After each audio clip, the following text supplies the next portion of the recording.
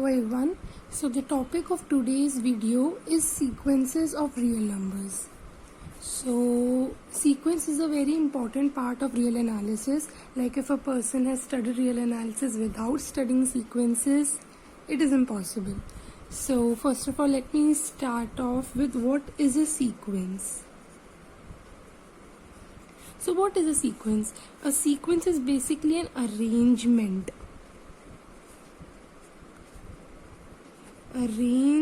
of elements, but how it is formed? It is basically a function from the set of natural numbers to any set S. This might be the set of real numbers as well. So basically a sequence is nothing but it is a function that is defined from the set of natural numbers such that for any natural number n, for any n belonging to natural number, we define a function over that value of n such that f of n is equal to some value. Suppose let us take it as a1. Okay, we have taken an1 equal to a1. Then fn2, like if we apply the function to the natural number n2, then यहाँ पे हम ni लिख देते हैं, n2 would be equal to a2. Similarly, following on, fn3 would be equal to fnn would be equal to an. Alright, so this is the sequence that we get and it is referred as fan. Like if we talk about fan which is equal to, अब हम इसको denote ऐसे करते हैं, हम कोई भी sequence को डिनोट अगर हम करते हैं तो ये ऐसे करते हैं.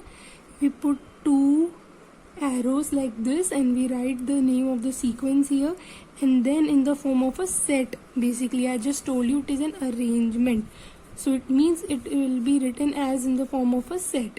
So an would be equal to a1 comma a2 comma a3 dot dot dot till an, and it can even go on further, right?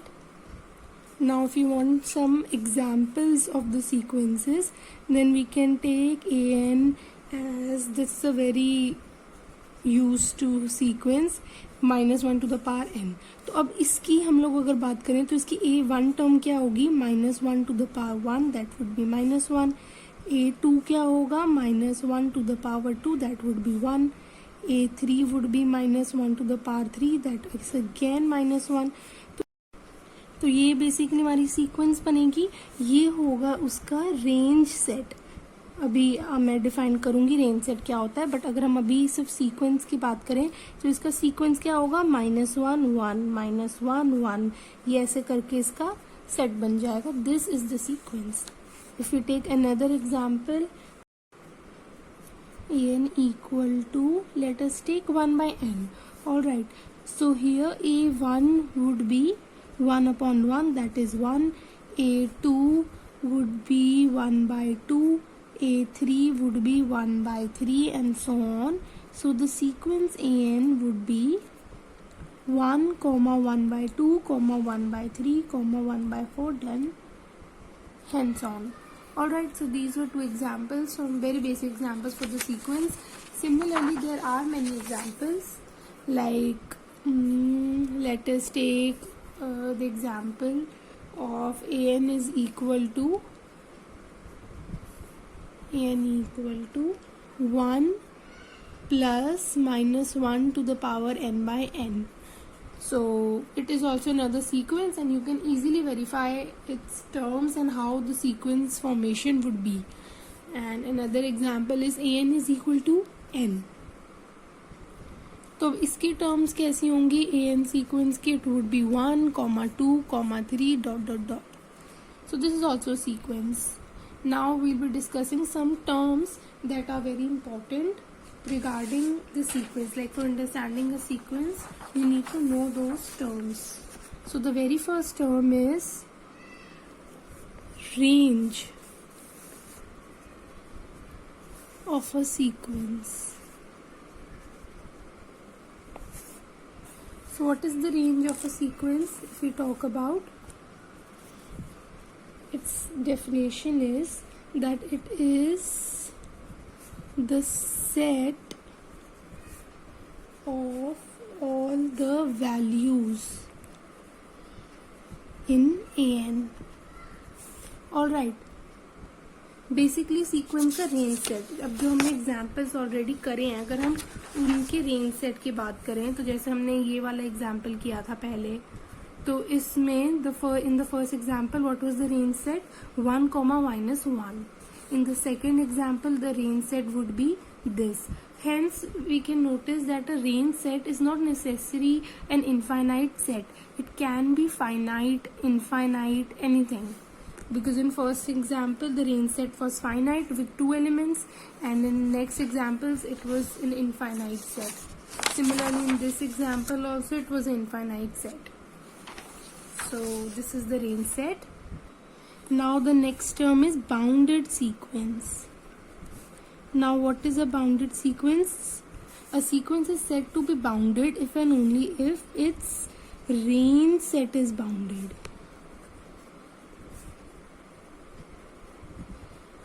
Range set is bounded. तो अब हमने अपने पहले एग्जाम्पल में जो हमारा रेंज सेट था वो क्या निकला था -1, 1. So it is bounded. तो मतलब जो हमारी वो सीक्वेंस थी that was bounded. But in the rest 2 examples जैसे यहाँ पे है, तो इसमें हमारा जो रेंज सेट है वो क्या था? Basically it is the set of natural numbers, right.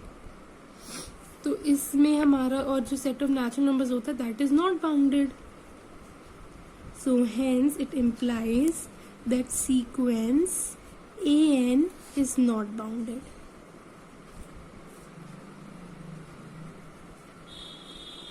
Alright, now the next term is a monotonic sequence.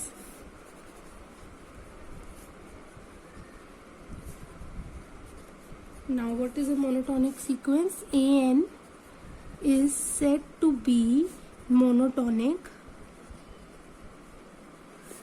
if and only if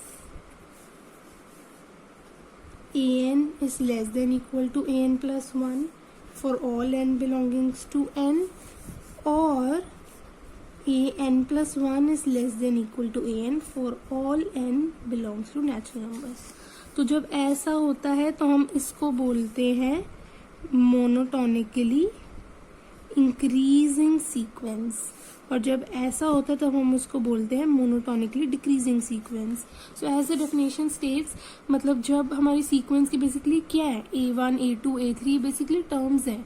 तो अगर हमारी सीक्वेंस इस वे में डिफाइन की गई है कि हमारी सीक्वेंस इंक्रीजिंग है, मतलब an+1th टर्म हमेशा an से बड़ी होगी, then it will be monotonically increasing. और अगर ऐसा नहीं, इससे उल्टा होता है, then it will be monotonically decreasing sequence. So basically these two are nothing but the types of monotonic sequences. तो हमने जो एग्जाम्पल्स करे थे, जैसे इसमें ये वाला एग्जाम्पल किया था सेट ऑफ नेचुरल नंबर्स, तो इसमें हम देख सकते हैं कि जो an+1 वाला जो टर्म है वो हमेशा an वाले टर्म से बड़ा होगा, right. So this is a monotonically increasing sequence. Alright, अब हमने एक और एग्जाम्पल किया था इसके पीछे, या अब इसमें बताओ, जैसे ये हमारा सीक्वेंस था -1, 1, -1, 1. तो अब ये क्या है? इसमें अगर हम इस वाली टर्म से देखें, इसको कंपेयर करें, तो अगर हम इसको हम an+1 टर्म मानते हैं और इसको हम लोग an टर्म मानते हैं, तो an+1 is greater than an, right. But अगर हम इससे उल्टा करते हैं, जैसे सपोज हमने इसको anth टर्म माना और इसको an+1 टर्म माना, तो अब तो ये बड़ा हो गया है ना. इसमें मतलब कोई एक पैटर्न फॉलो नहीं हो रहा है कि या तो मोनोटोनिकली इंक्रीजिंग हो या वो मोनोटोनिकली डिक्रीजिंग हो, वो दोनों में से कुछ नहीं है. Hence it is not a monotonic sequence. और यहाँ पे एक टर्म आता है ऑसिलेटरी सीक्वेंस. बेसिकली जो मोनोटोनिक नहीं होता वो ऑसिलेटरी होता है. इसमें हमारे टर्म्स एक डायरेक्शन में नहीं है, ना तो इंक्रीजिंग है ना डिक्रीजिंग है. Hence this sequence is oscillatory sequence. Now there are 3 types of sequences, so we'll be studying that. So types of sequences. So basically there are 3 types of sequences. The first one is convergent, second one is divergent, and the third one is oscillatory. अब conversion क्या होता है? जो एक point पे converge हो, जिसका कोई लिमिट एग्जिस्ट कर रहा हो. जैसे एक सीक्वेंस की बेसिकली दो लिमिट्स होती हैं. एक होती है उसकी अपर लिमिट, जिसको हम डिनोट करते हैं अपर लिमिट an से, और एक होती है लोअर लिमिट, जिसको हम डिनोट करते हैं लोअर लिमिट ऐसे an से. अगर ये दोनों इक्वल हैं, it is equal to l, then we say the sequence converges to l. Alright, this is the definition of convergent sequence. Now what is a divergent sequence? Basically divergent sequence हमारा तब होगा जब हमारा ये जो limit है an और ये जो लिमिट n है वो दोनों अलग अलग आ जाए. बेसिकली अलग से मेरा क्या मतलब है? अलग से मेरा मतलब है कि वो इन्फिनिटी को टेंड करें. Like limit an equal to limit an.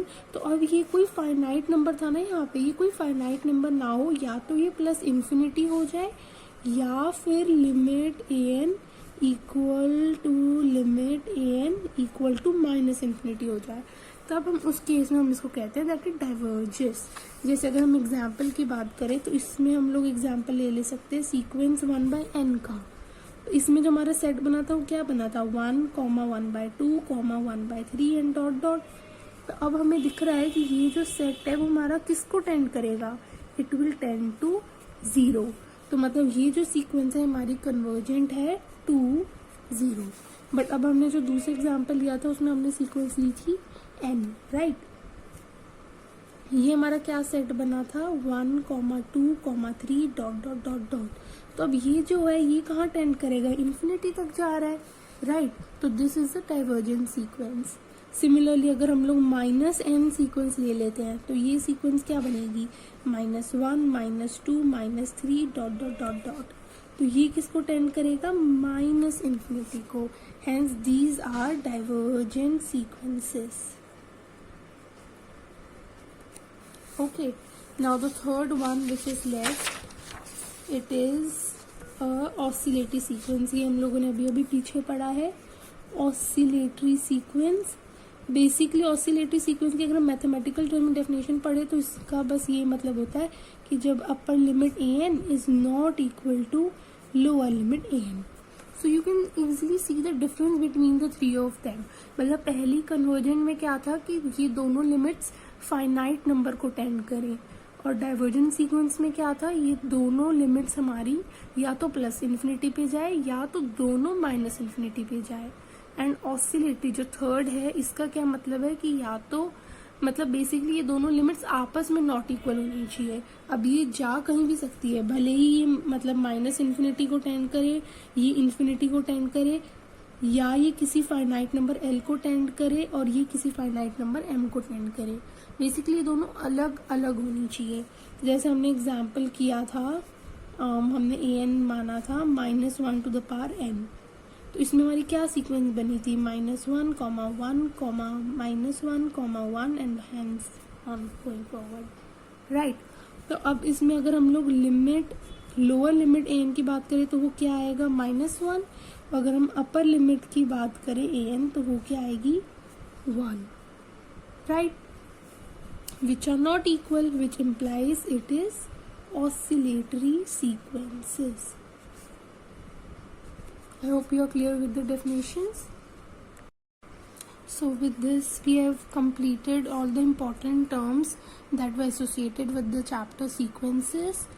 And yes, thank you for watching, and if you liked it, please like it and subscribe to my channel. Thank you so much.